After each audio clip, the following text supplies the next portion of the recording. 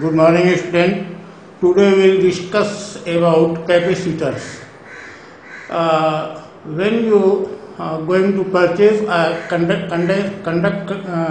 capacitance, you will say that I want paper condenser, I want air condenser, I want water condenser. So water, air, paper and water. It means we'll first study about dielectrics. What are dielectrics?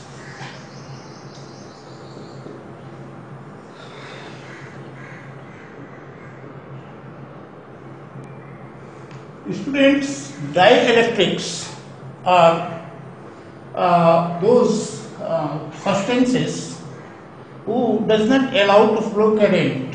Means dielectrics are generally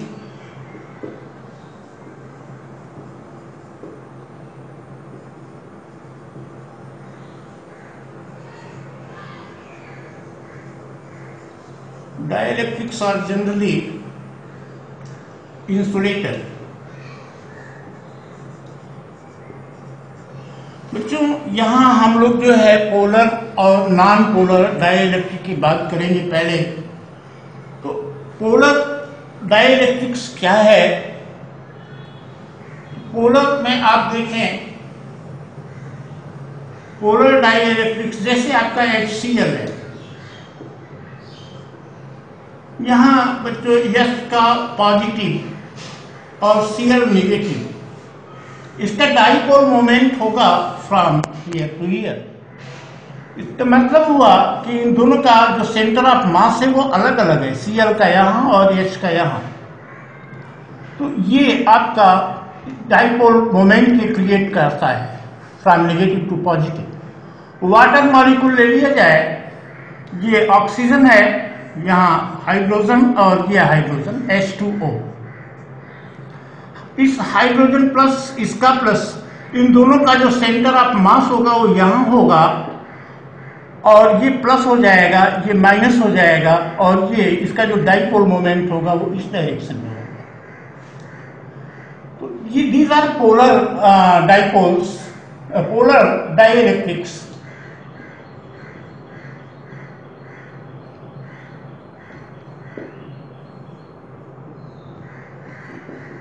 means polar जो dielectrics हैं, इनका जो आपका अगर इनको आप देखें तो ये इस तरह का इनका कॉन्फ़िगरेशन बनता है, plus minus plus minus.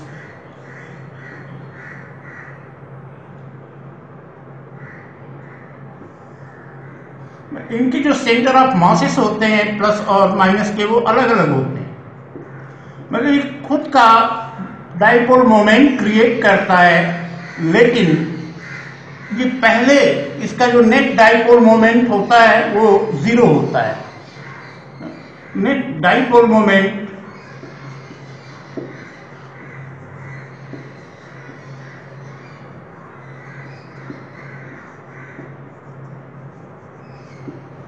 in absence of electric field।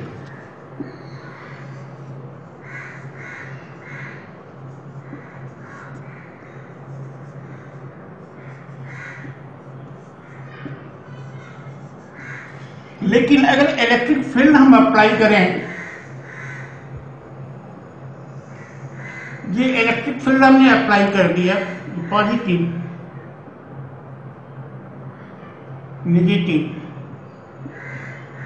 ये इलेक्ट्रिक फील्ड है, एक्सटर्नल इलेक्ट्रिक फील्ड एक्सटर्नल है। तो इसमें जो डाइपोल भी जो होगा, इसका कॉन्फ़िगरेशन इस तरह से हो जाएगा बच्चों, minus plus minus plus.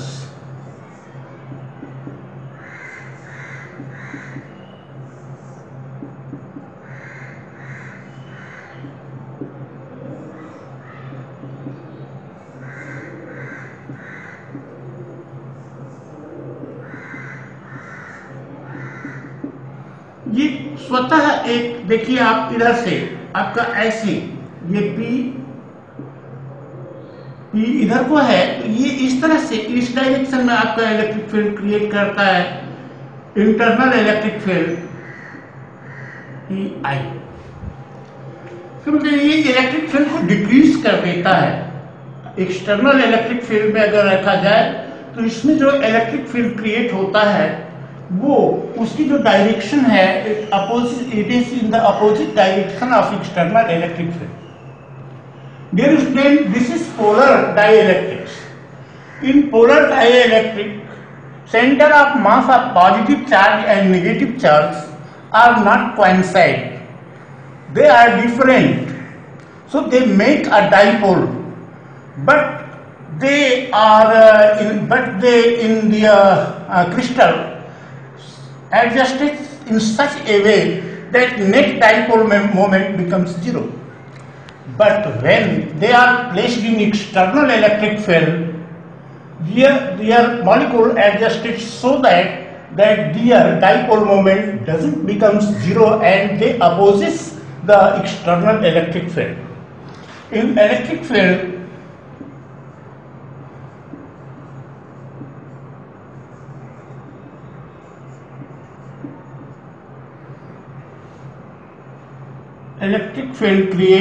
created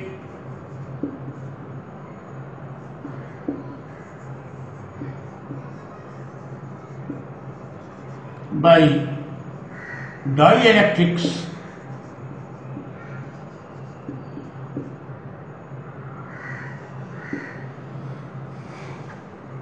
opposes external field.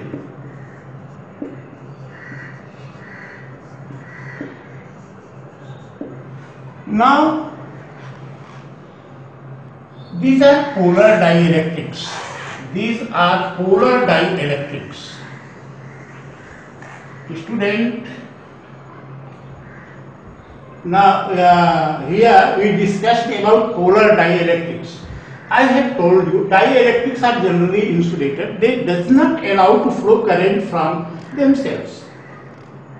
Now polar dielectrics are those dielectrics, those polar covalent bond compound in which mass of positive and negative charge does not coincide, like hydrogen HCl and water molecule. In HCl, center of mass of positive charge is here and negative is here, so it creates a dipole moment in the direction of chlorine to hydrogen. In water molecule, the construction of water molecule is like this. This is construction of water molecule. Positive hydrogen and hydrogen, their center of mass, their combined center of mass will lie here, and negative center of mass of oxygen atom is here. So they does not coincide at each other, and they create a dipole moment in the direction of oxygen to hydrogen. So these are polar dielectrics.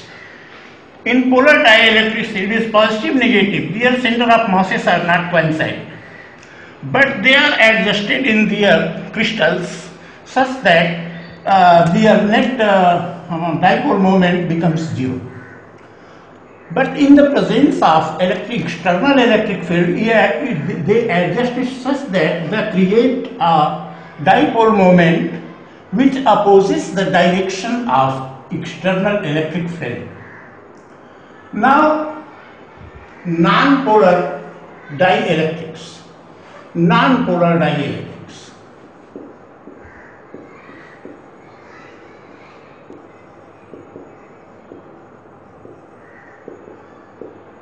In non-polar dielectrics, center of mass are coincide, like S2.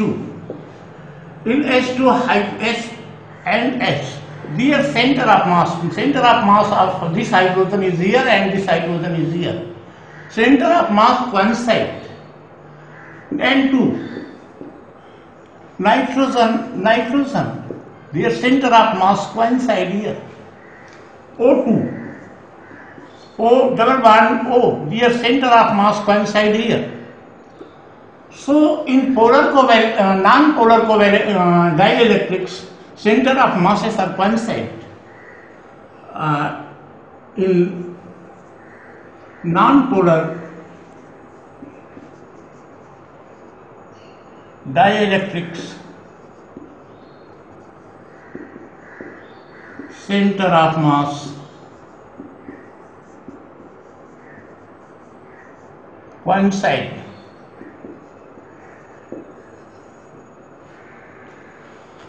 But they have no dipole moment. But in external electric field, here P equals 0, they have no dipole moment. But in external electric field, they create a dipole.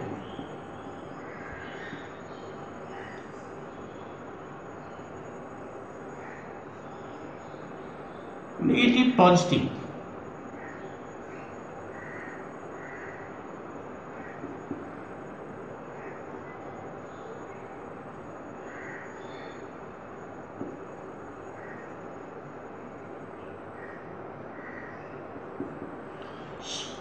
So E external and E internal.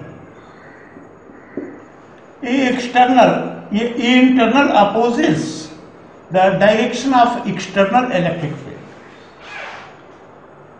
बच्चों एक बार फिर हिंदी में देखिए, थोड़ा सा ये point आपको लग रहा होगा कुछ ठीक नहीं। आप देखिए जो डाई इलेक्ट्रिक्स होते हैं, ये डाई इलेक्ट्रिक्स जनरली इंसुलेटर होते हैं। They does not allow to flow current, they does not allow to flow charge. लेकिन अब ये दो तरह का होगा, एक तो पोलर डाई इलेक्ट्रिक होता है, आप जानते हो जो पोलर कोवेलेंट बॉन्ड बनाते हैं कंपाउंड, जैसे Cl है आपका। इसमें है क्या, दोनों का जो सेंटर ऑफ मास है, पॉजिटिव और नेगेटिव चार्ज का जो सेंटर ऑफ मास है वो कोइंसाइड नहीं करता, एक बिंदु पर नहीं होता। तो ये डाइपोल मोमेंट ये क्रिएट करते हैं। आप देखिए जैसा कि यहाँ फिगर में दिखाया जा रहा है, H2O है, ये भी पोलर कोवेलेंट बॉन्ड आपने पढ़ा होगा, बनता है। इसका कंस्ट्रक्शन इस तरह का होता है। हाइड्रोजन और हाइड्रोजन दोनों पॉजिटिव चार्ज है, इनका जो सेंटर ऑफ मास होगा वो इनके बीच में होगा। ऑक्सीजन नेगेटिव है, नेगेटिव और पॉजिटिव का सेंटर ऑफ मास एक ही पॉइंट पर नहीं है, इसलिए ये डाइपोल क्रिएट कर रहा है, डाइपोल मोमेंट इसका क्रिएट कर रहा है।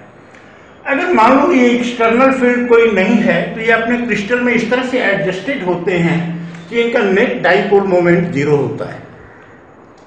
लेकिन जब एक्सटर्नल इलेक्ट्रिक फील्ड कोई आपकी हो, लगाएंगे एक्सटर्नल इलेक्ट्रिक फील्ड, तो इनका कंस्ट्रक्शन इस तरह से एडजस्ट हो जाता है। आप देख रहे हो इधर नेगेटिव, इधर पॉजिटिव, नेगेटिव पॉजिटिव, ये इस तरह से।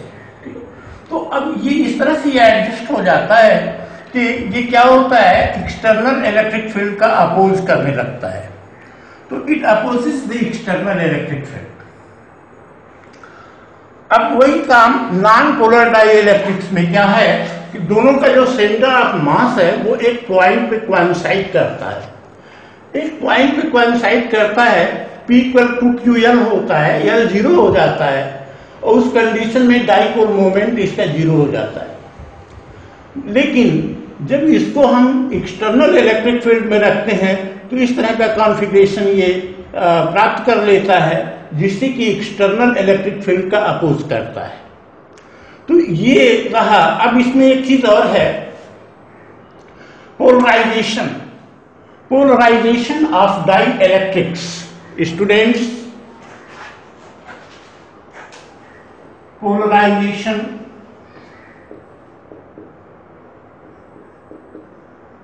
of dielectrics.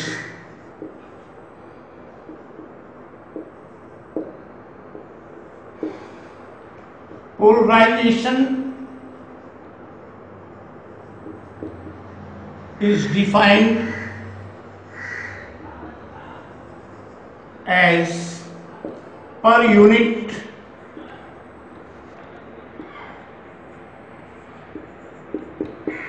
volume of dipole moment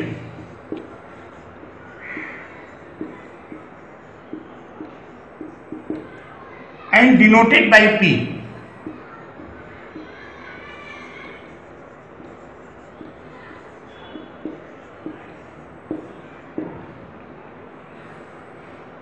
P equal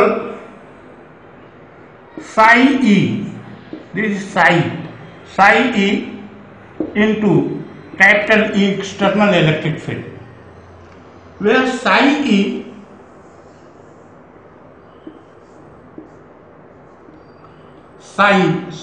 remember it is known as psi E equal susceptibility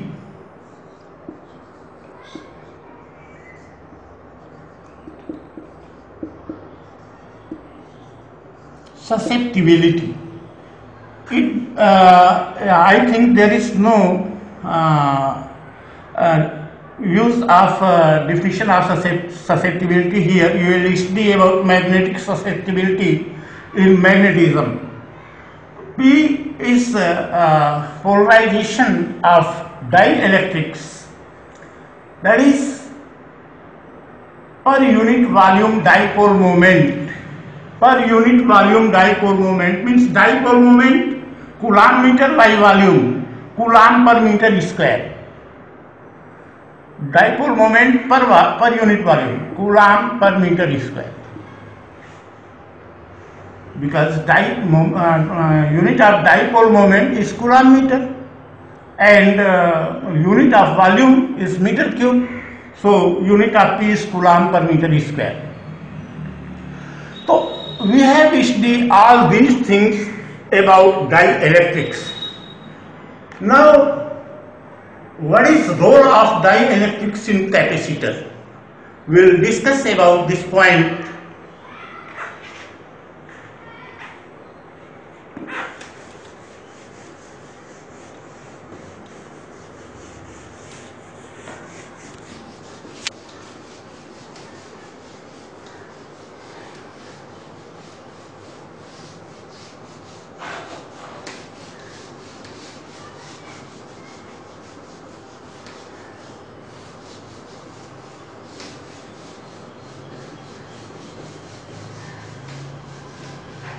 Students, dielectrics in capacitor.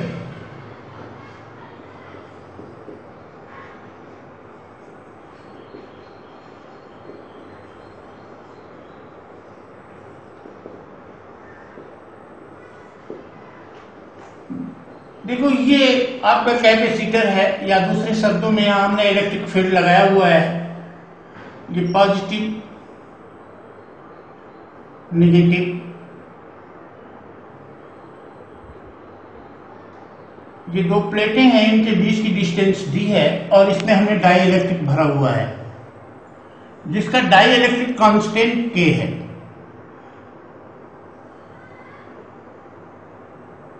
यहां आप देखो निगेटिव पॉजिटिव,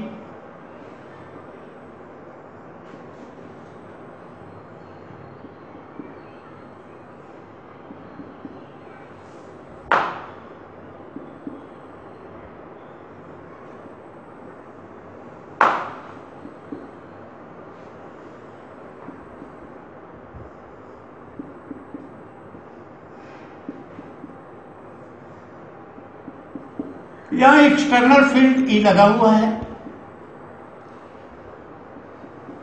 और यहां आप देखो ई इंटरनल हो गया। ई एक्सटर्नल को हम ई इनिशियल बोल लेते हैं, ई आउटपुट कर लें, यहां ई इंटरनल आपका है। अब देखो भाई, जो नेट इलेक्ट्रिक फील्ड हो गया वो ई ओ माइनस ई आई हो गया, या E external minus E I, E equal E external minus E I। ये आपका घट गया। पहले अगर इनिशियल इलेक्ट्रिक फील्ड आपका था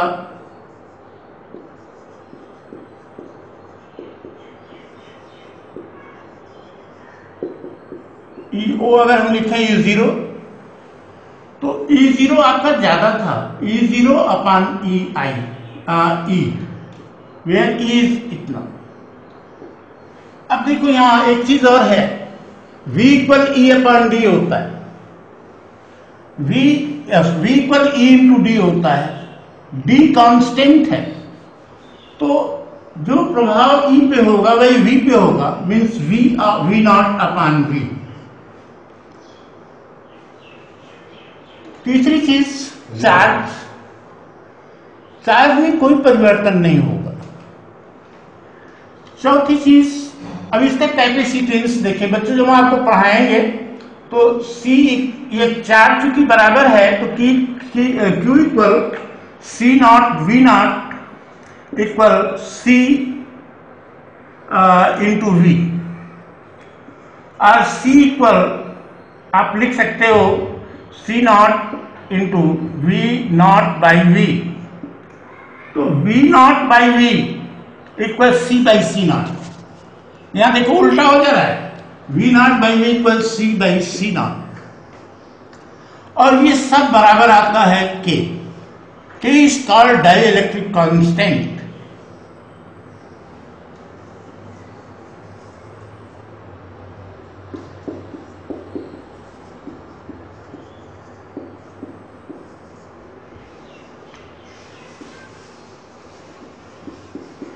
is dielectric constant.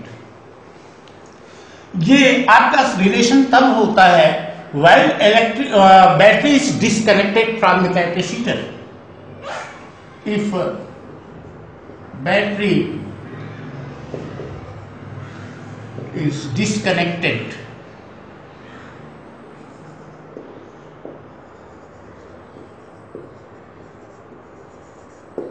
From capacitor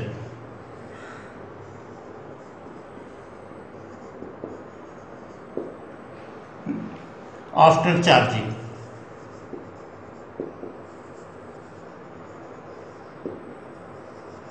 तो Q remains same,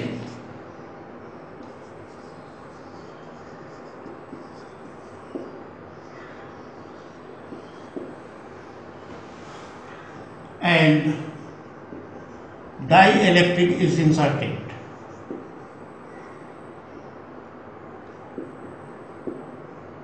Is inserted between plates.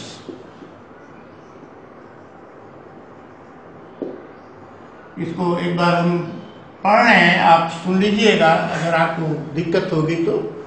If battery is disconnected from capacitor after charging and dielectric is inserted, अगर ये कैपेसिटर किसी बैटरी से जोड़ दिया गया है और फिर बैटरी को डिस्कनेक्ट कर दिया जाए, ये जब ये चार्ज हुआ तो बैटरी को डिस्कनेक्ट हमने कर दिया और उसके बाद हमने डाइइलेक्ट्रिक को इसमें इंसर्ट किया, तो अब दूसरी चीज, तो उस कंडीशन में क्या होगा, चार्ज जो होगा वो समान रहेगा, क्योंकि जो बैटरी से हमने दिया है चार्ज वो चार्ज वही रह जाएगा। तो उस कंडीशन में ये चीजें होंगी। आप याद रखिएगा, क्वेश्चन आता है, न्यूमेरिकल आता है और उसमें कहता है कि when after it battery is disconnected and a dielectric thickness 3 centimetre inserted between plates of capacitor, तो उस कंडीशन में ये चीजें आपको याद रखनी होंगी। दूसरी चीज, if battery is not disconnected,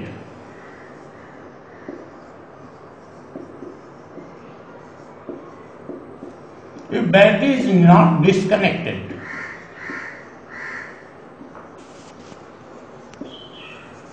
तो उस कंडीशन में क्या नहीं चेंज रहेगा, V मेन सेम, पोटेंशियल आपका सेम रहेगा। पोटेंशियल अगर सेम रहेगा तो इलेक्ट्रिक फील्ड आपकी सेम होगी, क्योंकि E equal V by D, electric field remains same. Change क्या होगा, चार्ज चेंज होगा बच्चों और कैपेसिटेंस चेंज हो जाएगा। चार्ज आप देखिए, Q Q1 इक्वल आपका ये चार्ज आपका चेंज होगा Q इक्वल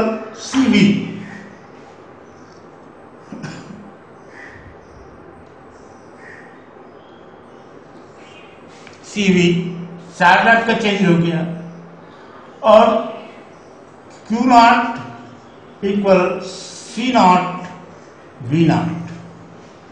हमने कहा कैपेसिटेंस भी आपका चेंज होगा, मतलब C बाई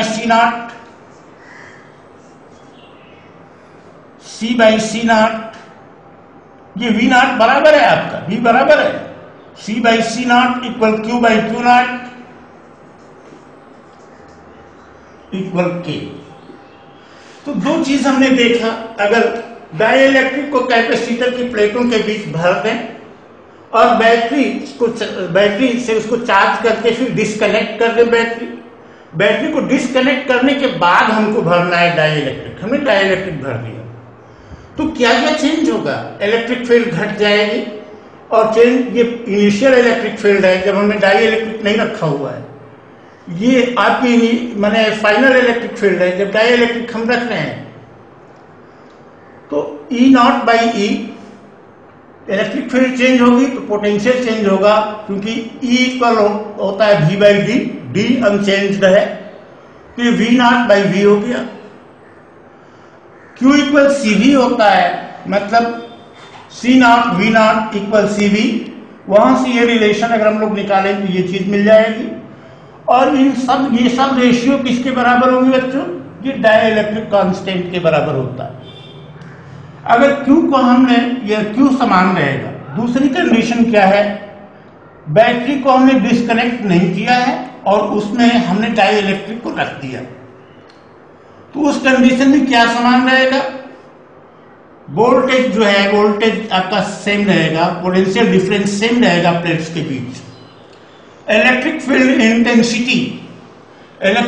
इंटेंसिटी आपकी सेम रहेगी। चार्ज और कैपेसिटेंस आपका बदलेगा।